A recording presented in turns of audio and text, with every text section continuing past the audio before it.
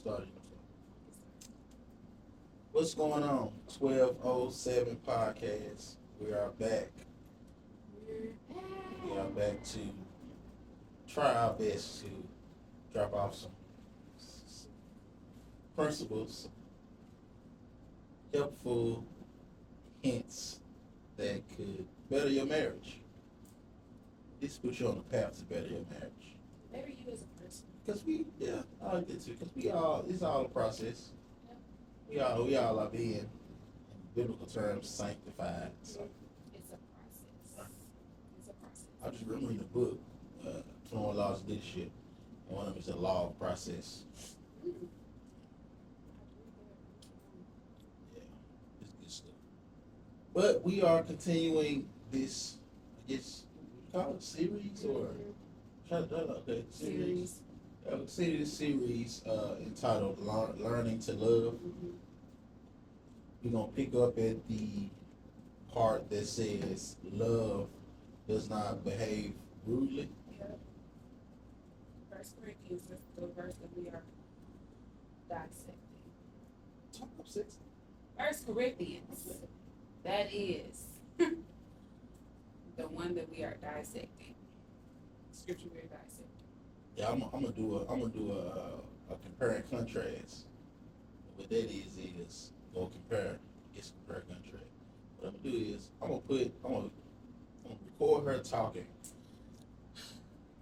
to her family or friends or whatever it be. You know how loud she is, and then when she get in front of the mic, we're gonna dive straight into this because we are trying to be timely. So we never started there, but I do want to keep all these two. Okay. Yeah, learning to love. Learning to love. Love does not behave rudely. Rudely can simply mean love is not impolite. Or like another word, love is not foul. And anything that's foul, and you have a foul smell, it stinks. We playing basketball. If they call it foul, that means you were a little bit too aggressive. And I want to dive straight to the deep end. What has happened in the course of your relationship that made you so comfortable with talking rude to your spouse? What has happened? So it causes some soul searching. It causes the need for some digging. Right. Because when y'all first started talking and you were trying to get somewhere, Okay. you were saying what you need to say. You making her smile, you making her laugh, you making her do everything. Anything but hurt, anything but be sad, anything but cry. So what happened in the relationship that made you so comfortable with being impolite, foul, rude to your spouse? Was it a conversation that y'all had that you let slide but you really didn't get over? Right. You know? Was it infidelity? Whether it be physically or emotionally? Was it something that you have exposed, or I'm sorry, something that your spouse has exposed to you that made you look at them less than? Now that's an interesting piece because is it okay, or is it okay? Put it like this: is it needed for your spouse to know everything that happened in your past?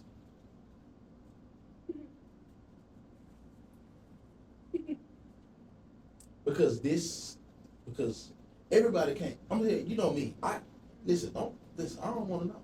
You know what I'm saying? I genuinely do not want to know. Why? Because that's yesterday. I live in the now. I live in today. I don't live in yesterday. You know what I'm saying? So everybody can't handle the truth, the vulnerability that comes with it, and once you expose that side of yourself to that person, then it causes them to start behaving impolitely because maybe your truth just knocked you off of the pedestal that they had you on. But is that a me problem or is that a them problem? So let's answer the first question. Mm-hmm. Is it necessary? I feel like there is definitely a line of what's necessary and what's unnecessary. A line. Okay. Because well, let me not say a line. I feel like there is a cutoff. Anything that happened, like, we'll just say high school, or we'll just put an age on it. Anything that happened, probably like 25 and under, unless it's just something that's very detrimental to like how it affected you or something like that that actually needs to be communicated. I don't see the point, especially if you were not with that person in your 25 or younger years. Mm-hmm. And so, because that's the period of time where a lot of people are finding themselves. Okay. A lot of So, okay, so a lot of people are finding themselves. right. A lot of people are, just going through the different discoveries. Life is, that's when you just experience a lot, through those years of becoming the person that you are, wanting to be or whatever. So if I slept with 150 women at 24, after 25, I tried to do leave. Dang. What? since you put an age to it. But like I said though, I feel like there is a line. That right there. I thought the line was 25. No, but okay, how can I rephrase this? Okay, because you're taking it like quite here. Okay. Yeah, I mean, you send the line, and then you said 20. So I'm thinking 25. Age is the line. So I think, yeah. I mean, I need you to bring a little more clarity. Okay. Before I start going to the other part. Yeah, okay. because I don't think it's necessary. Let's start there. But okay. Unless a person is accent intensely, mm-hmm. and they just want to know, which is so awkward to me. Mm-hmm. Okay, reveal the truth. But yeah, and also too, you have people who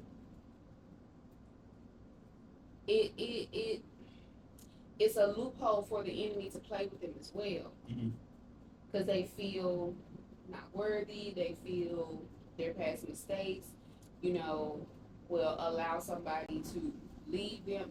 Just all the different things that also come with it. So sometimes revealing your past in certain situations, in certain circumstances, actually needed for this future relationship to be healthy, to be better, to be different than the past ones. But in other lanes, such as the one that you brought up, somebody sleeping with 150 people and they turn a new leaf, that's cool. Your leaf can be turned.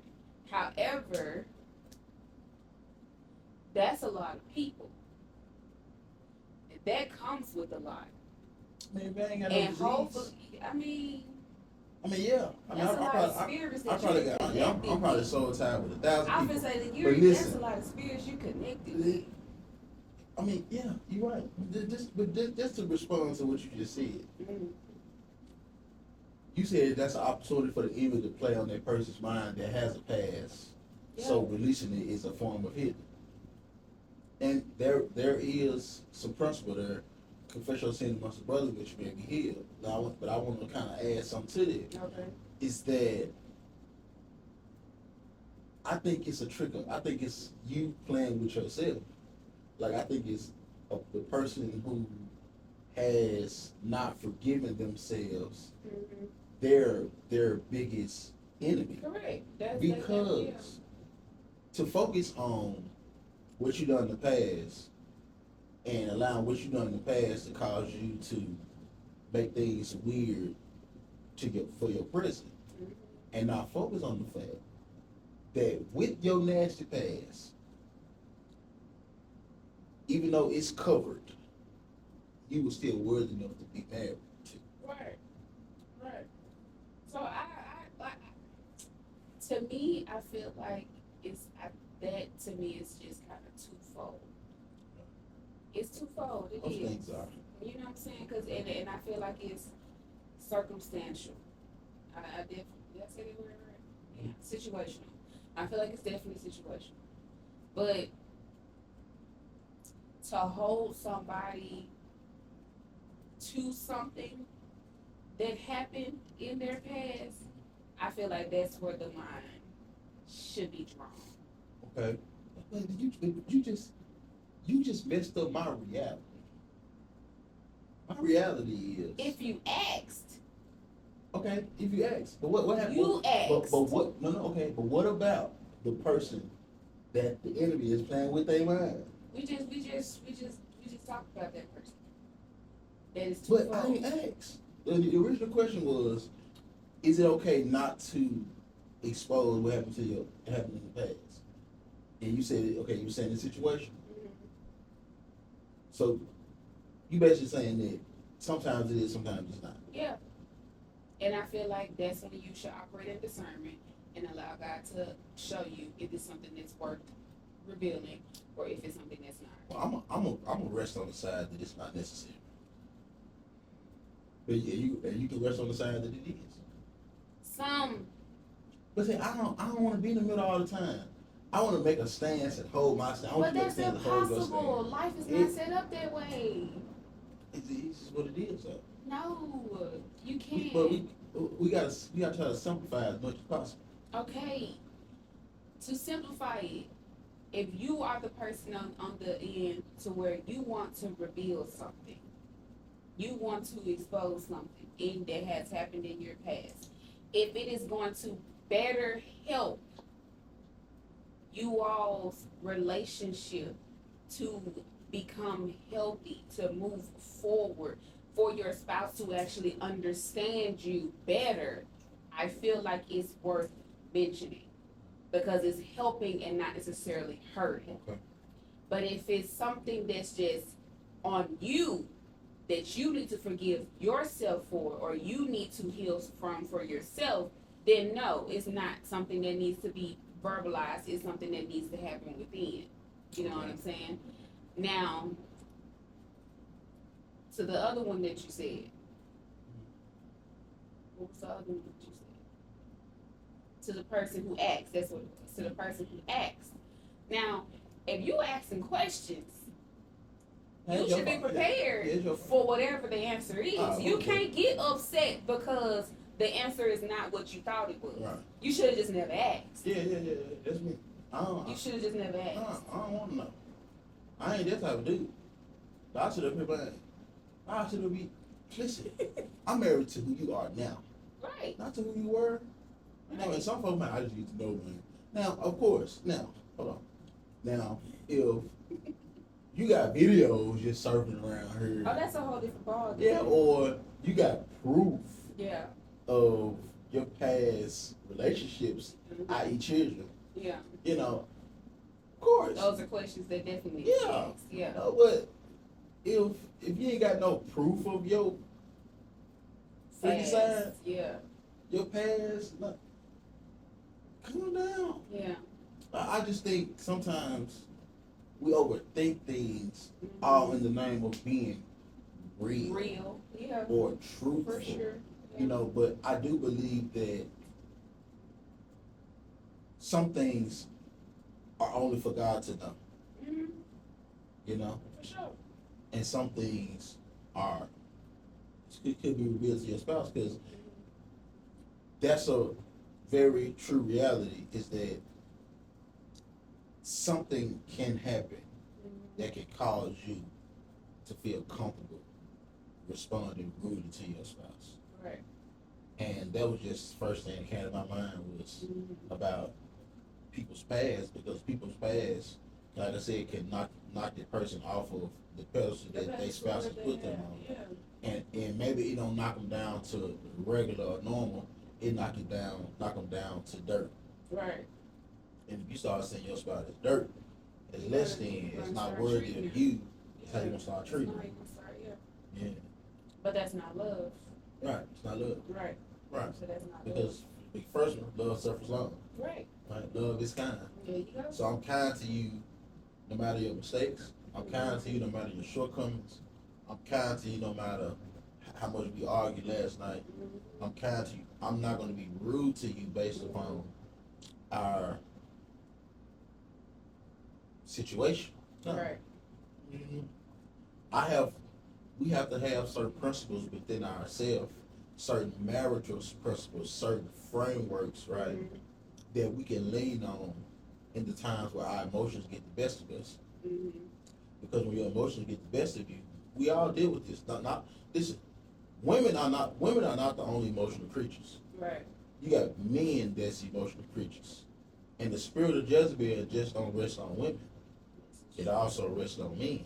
Yeah.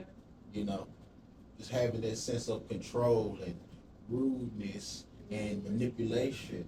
You know, you got to challenge that, and you got to push the envelope to the point where you have enough faith and strength to get down to the bottom of whatever it is that's going on, so I can start seeing you as my friend again, and not just this roommate that I don't like, Right. or not this roommate that I have kids with, or not this roommate that I have sex with every now and again, or not this roommate that we hold hands, you know, walking in the mall, but in my heart I got something against you.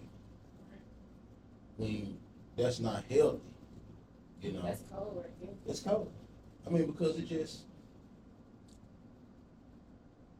this is most marriages, particularly marriage, who has this very traditional perspective of marriage, to the point where, well, you know, man, you almost don't see your wife as equal.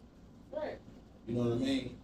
As if your wife is only strong enough to bear your children, but not strong enough to bear your truth. You know. She only strong enough to take care of your kids, but Mm-hmm. she's still not. She's not strong enough to be your helpmate in other lanes. Right. Like that's the only lane that she's befitting for. Right.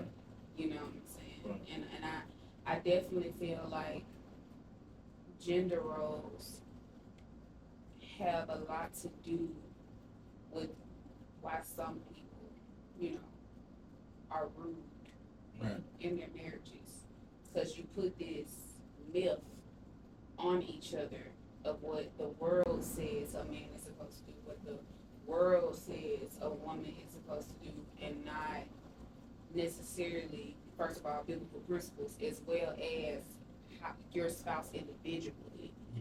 You know what I'm saying? Because I'm sure if somebody was to look at our household that was very traditional, they would think we were crazy.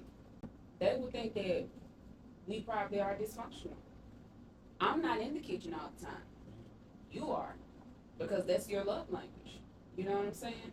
I like to cut the grass. Dorian does not mind cutting the grass. However, he's not going to tell me not to cut the grass because I say I want to. I'm the man. I need to cut the grass. No, No. I'm most different. No. Shut up. No. See what cut the grass. I got you. Cool. You Like, got a electric lawnmower. I will put the batteries in that junk. you know what I'm saying? Sometimes if he is not at home because he's out working, I will take the trash out if it's okay to take out. Because sometimes I'm just not going to touch it because it's just a little nasty and stuff. But I don't mind walking to the dumpster and taking the trash out. And you have some people who will look at you and be like, the man is supposed to take the trash out. He is supposed to do that. You know, it's just, gender roles just really jack up relationships. And so if you are a person who do not live by gender roles and your spouse mindset is set on that, then it can cause rudeness. You know, it can cause impoliteness. It can cause foul behavior within a marriage, because one person, probably the woman, can feel as though she's being seen less than in your eyes because you want to put her in this box. You know what I'm saying? And so, but yeah, I'm not gonna stick on that too long. But yeah, gender roles is just jacked up. But back to the communication part though, how you talk to your spouse. I definitely feel as though one thing about communication when it comes down to that, you have some people in relationships who do not verbalize how they want to be communicated. And so you have a spouse speaking to you in a way that you do not want to be spoken to, but yet you have not verbalized how you want to be communicated with. All for the sake of pleasing, not wanting to seem like you're doing the most, not wanting to lose this person, you know what I'm saying? And so you tolerate certain behavior, certain rude behavior in how they communicate with you because, because of all those different things. Mm-hmm. And so, what is something that you would, that's what I want to say. How can a person communicate with their spouse on how they like to be approached? How they would like to be approached? Oh, when the person is like not happy or something like that? When you are in a relationship with someone and they are rude. Oh, okay. So how do you address it? How would you address that, especially when you have been allowing it for so long? Okay. So I would start with a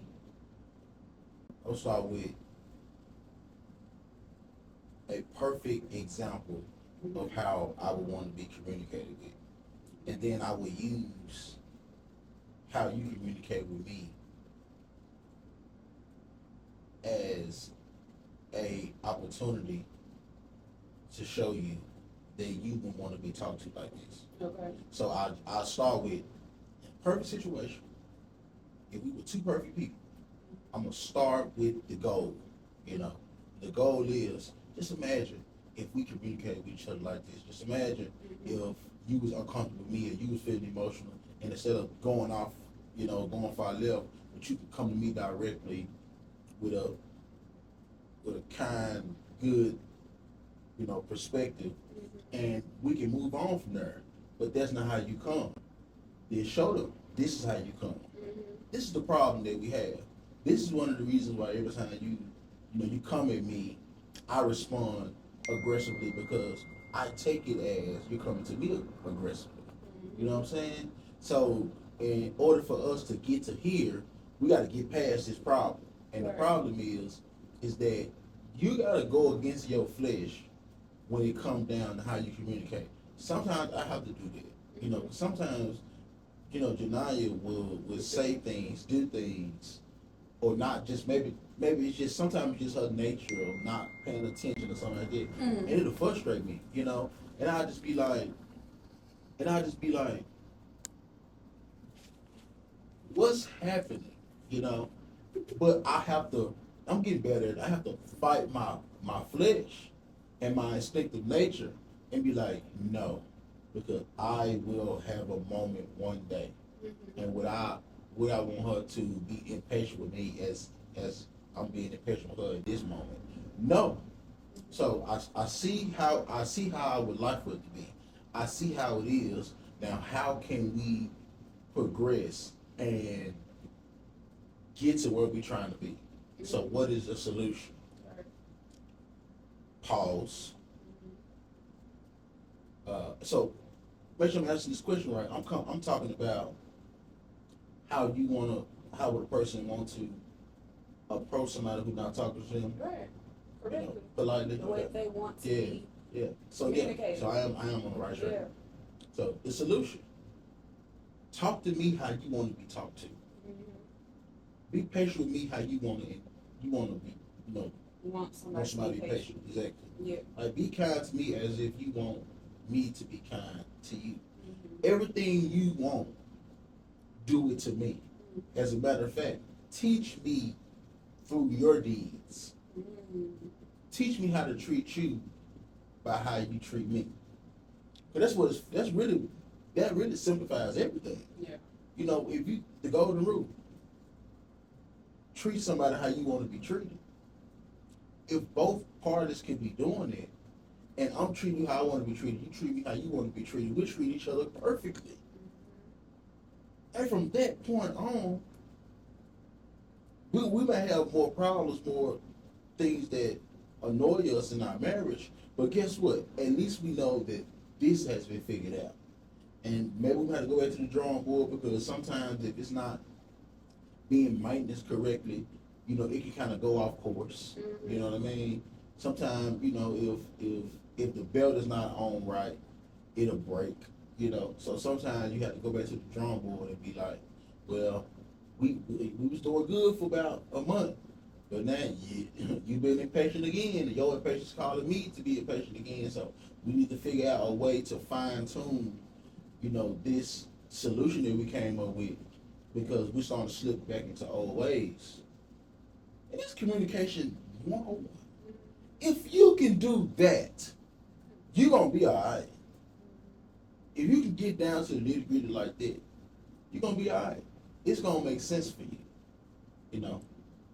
Now, that was great. Mm-hmm. That was great. Where everything is we doing now. That was great. But you know me, I always have to come from the perspective as well of accountability, Okay. right? And so the respect, of course, that you want to receive in communication definitely has to be.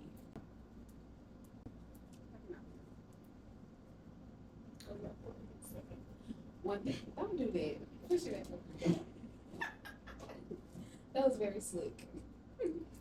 But but yeah. So one thing that I thought of though when we was talking about when we said we were gonna talk about this topic is that when it comes down to communicating how you want to be respected, right? How you want to be respected when we are having conversations and not talked to rudely or whatever. People also need to understand that this is the time for your spouse to be mindful of you, not to babysit your unhealed triggers. This is the time for me to be thoughtful in how I come to you. Be mindful, not to babysit your triggers. And so what I mean by that is, example, I'm talking to you correctly. My tone is neutral, the whole 9 yards, right? But I'm saying some stuff that you don't want to hear because what I'm saying causes you to have to do some mirror talk. And so since it's making you realize that you have to grow up in some areas, now you're going to deem me as being disrespectful in the way that I'm talking to you. Now you're going to say that I'm being rude with my approach to you, when in actuality I'm not being rude, I'm making you be accountable. And so that's why I say that people have to also do some growing up when it comes down to and mature, I'll say that, when it comes down to the way that they want to be, talked to or whatever, and not confuse your lack of accountability with your partner being rude. Yeah. You know what I'm saying? Because what's rude is making your partner have to put up with certain tendencies of yours just because you lack accountability of self. Okay. That's what's impolite. That's what's foul. You know what I'm saying?